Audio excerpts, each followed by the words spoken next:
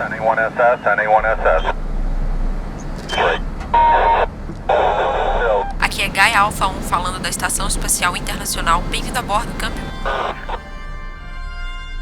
Olá, aqui quem fala é Mardônio. E meu nome é Victoria. Sejam bem-vindos a mais um episódio do Gaia Astrocast. Hoje vamos conversar um pouquinho sobre matéria escura. O que é matéria escura? Quem descobriu? Do que ela é feita? Essas e outras perguntas serão respondidas ao longo desse podcast. Fiquem conosco! Primeiramente, o que é matéria escura? Matéria escura é um tipo de matéria que não interage com a luz, ou seja, ela não emite, absorve e nem reflete luz, o que pode ser um desafio, afinal, como detectamos a matéria escura se os nossos métodos de detecção envolvem luz? E se detectá-la é um desafio, quem foi a primeira pessoa a perceber que ela existe? Em 1933, o suíço Fritz Zwicky calculou a massa de um aglomerado de galáxias e percebeu que tinha alguma coisa errada. O resultado foi muito pequeno. Não havia massa o suficiente para as galáxias escaparem da atração gravitacional do centro do aglomerado. Elas estavam destinadas a colidirem entre si, mas isso não acontecia. Tinha alguma coisa invisível ali que impedia as galáxias de colidirem entre si. Ou seja, uma coisa que não podemos ver, mas podemos medir sua influência sobre as outras coisas. Uma boa analogia para entender essa situação é o fato de sentirmos o vento e ver como ele leva as folhas para longe, se ao menos conseguirmos enxergar o ar. No caso da matéria escura, vemos como ela afeta as galáxias e o espaço à sua volta, mas não a enxergamos. No final, quem acabou trabalhando mais com matéria escura foi Vera Rubin. Ela e Kent Ford perceberam algo que incomodou demais. Segundo seus dados, o centro da galáxia de Andrômeda estava girando na mesma velocidade que a borda, o que não faz sentido e vai contra as leis de movimento de Newton. Pense em um gira-gira. Se uma criança se senta no meio do brinquedo... Inclusive, crianças, só façam isso com a supervisão de um adulto. Se cair, vai machucar a bunda. Isso. A criança que ficar no meio vai ficar entediada. Ela vai ter a impressão de que está girando muito devagar. Agora, se ela sentar na ponta do banquinho, ela vai se divertir porque ela vai girar muito rápido. Se pararmos para pensar, uma galáxia não deveria ser diferente. Foi só depois de 2 anos que a Vera Rubin entendeu que esses dados comprovam a existência de matéria escura e podiam explicar esse movimento confuso. Então, além de ser invisível, por não interagir com a luz, a matéria escura tem massa, o que completaria a massa dos cálculos de Fritz. Agora que estamos falando como ela é percebida, seria natural pularmos logo para a pergunta do que ela é feita. Acontece que antes temos que saber do que a matéria que interage com a luz é feita.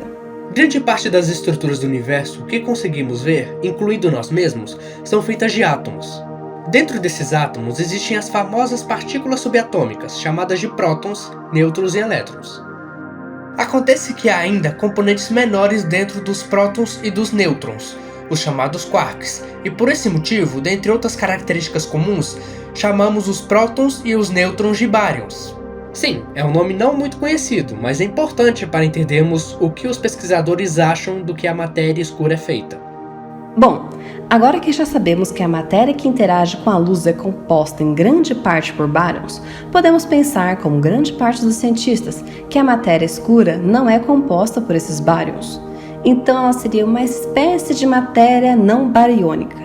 Os cientistas ainda debatem entre si sobre quem são essas partículas, o que comem, onde vivem e muito mais hoje, aqui no Gaia Reporter. Desculpa, eu não pude me segurar. Ok, a primeira candidata que vamos apresentar são as WIMPs. A sigla significa Weakly Interactive Massive Particle, ou traduzindo para o português, partícula massiva de interação fraca, que por causa da sua interação fraca com a matéria comum dificulta sua detecção. A quantidade de piadinhas relacionando os candidatos da matéria escura com pessoas introvertidas é muito grande. Os dois querem ser totalmente invisíveis quando observados e ainda interagem de maneira discreta. Não os culpo e entendo completamente. Concordo, por que não apresenta o próximo candidato? Pode deixar. O próximo candidato são os Axions. que, embora nunca tenham sido observados diretamente, a teoria prediz que podem ser criados quando fótons interagem com os campos magnéticos ou cargas elétricas, o que acontece no centro das estrelas.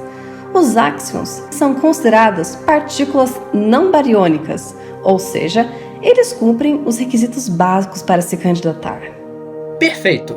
Agora, para explicar o último candidato, precisamos entender o que é um neutrino.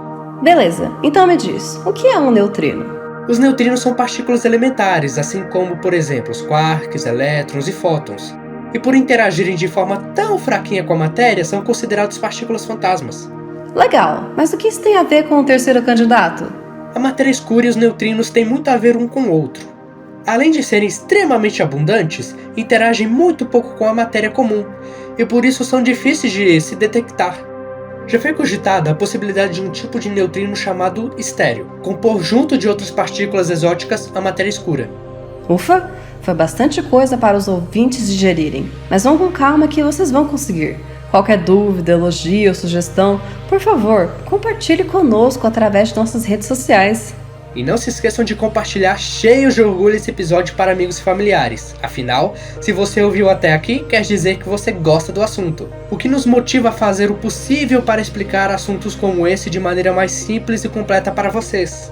Exatamente, foi um prazer fazer esse podcast para vocês. Vamos finalizar esse episódio por aqui e esperamos a participação de vocês no próximo episódio. Um grande abraço e até a próxima!